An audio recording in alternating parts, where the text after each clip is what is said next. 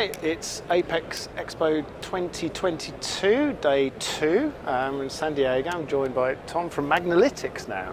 Well, of course, I do many things, right? And Kaizen and STI Electronics from Huntsville, Alabama, founded Magnalytix, which is a joint venture between us. It's been several years now, with the purpose of focusing on test equipment to bring data and to make it easy to do data analytics on electrical testing and quality control type things. So that you have to start somewhere. That focus started with a new SIR instrument, which is of course the gold standard test in our industry all these years, to make it really easy to do. Compact design, touch screen, feels like a phone app, super easy. And we're very successful. Well, along the way, of course, the quality control method we've used for several decades, the ROSE testing, ran afoul of the industry folks because, of course, the data is a bit sketchy. Yeah. Right. So it was deemed to no longer be objective evidence in the standard revs a year, maybe 2 ago. Yeah. Now, it was a fascinating thing, right? Well, it's not objective evidence, but it's still okay for process control. So apparently process control is effective with non-objective evidence. Right, yeah. We thought that was a bit odd, but what we also had, because we've been several years into this development, we realized, the ease of our tool, the software, the mechanics, what can we learn from this method that's a 7-day test and that's what you need for validation? Can we learn anything sooner? So we started analyzing the data. By then we'd built hundreds of cards and thousands of tests and all this stuff. And what we learned is that you have a very high correlation in the first 2 hours of the data with your final outcomes. Right. And, it's not 100%, so it's not good. For validation, you need to run that 7-day test. But for process control, it's very high. It's 80, 90% correlation, and there's methodology we come up with. It's very easy, very inexpensive, and whatnot. So that's kind of what our focus is. Yeah. Is to help people learn more from this great method that everyone really knows that it's a great method. They don't always know that much more about it. Right. Because we've been really fixated on this, it's there's a lot of insights to be learned. I think there's a lot of value the industry can gain from this method that we're all somewhat familiar with. Right. Yeah. And we're kind of excited about that. Yeah. So that's what Magnalytix is. It's a joint venture. It's not my day job. It's not my full-time job. But it's something that our teams are both working on, and we've got a nice product here at the show, in our booth, and been doing lots of demos, and there's been a great deal of interest, and we're pretty excited about it. So what is the reaction from customers? Well, it's really interesting. The reaction starts with, that happens over there, because most people send it out. Right. It's more of a lab type test, and even in a big company, they'll send it to the central guys that have one, maybe not at their site, right? And they go, and that takes forever. Hell, we don't get that data back for some time, right? So that's not very helpful.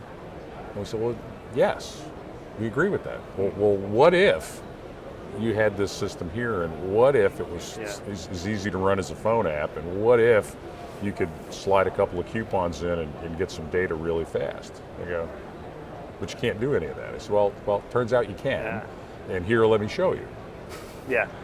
And they go, wow, that's pretty interesting. And they walk away and they think about it, and then they call and they want more information. Yeah. So it's we're taking the old paradigm and we're saying, there's a lot of brilliance in that old paradigm. Maybe we should shine that brilliance in a few of the dark corners. Yeah. And learn more from it. That's the thing. I mean, I think a lot of, across the board, even with, big data, machine learning, whatever it is, everyone's saying we get so much data. That's right. It's about processing the data.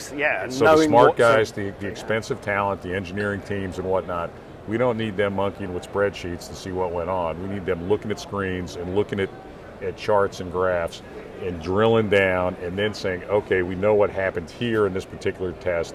Now we get to go figure out why. Because we've got the alert, we know.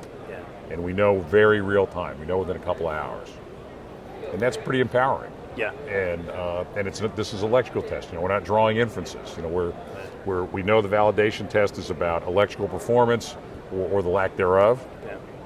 Well, we're doing exactly the same test, so we don't have to worry if this data is germane to our baseline, because it's the same method. It's the same data. Yeah. You know, there's no sunlight there.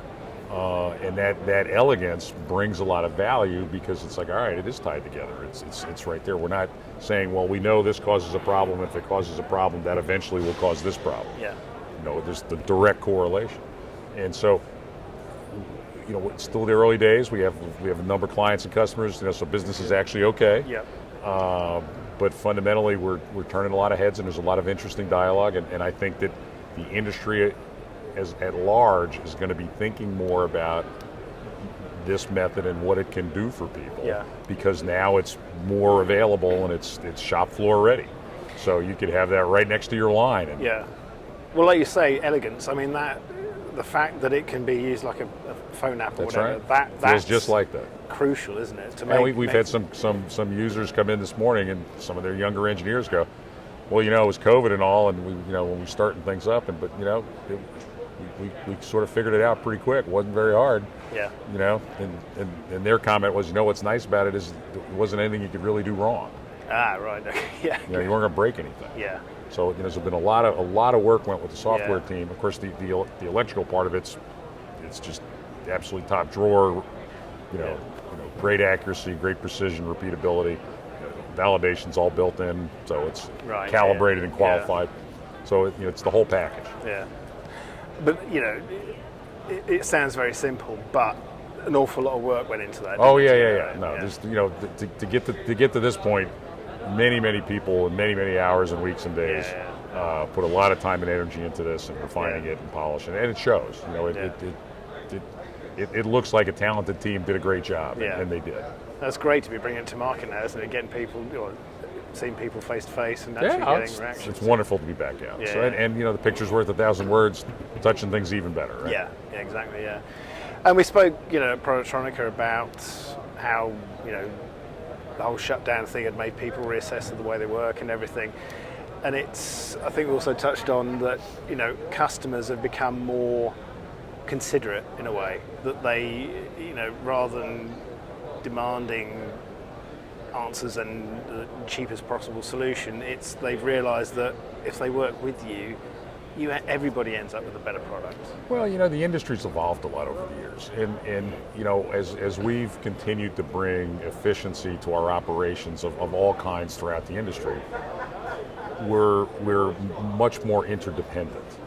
One of the things that we've learned and we're suffering from right now is that our global supply chains were interdependent at a very high level. Yeah. Okay, so interdependent that when you poked it a little bit, unfortunate things happen, right? So we're all have a first-hand experience with that.